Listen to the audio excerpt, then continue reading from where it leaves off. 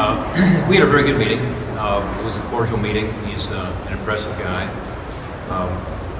We had the chance to talk about a number of issues. It was a private meeting, as both of us said, and so I'm not going to talk about the details, but I was able to talk about my reasoning, which he already knew since I've been clear about it. I talked about the fact that I think during a very partisan year and a presidential election year, that both for the sake of the court and the integrity of the court and the legitimacy of the candidate, this nominee is better to have this occur after we're past this presidential election.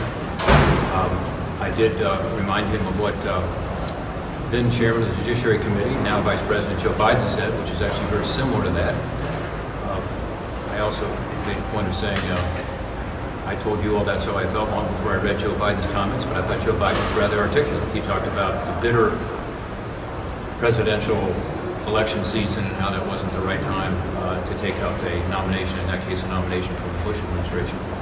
I also believe, as you know, that people ought to have a voice in this, and that happens in the context of a presidential election year where this will be one of the issues people will decide on.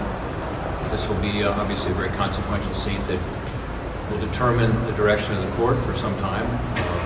In the case of Supreme Court Justice Scalia, decades.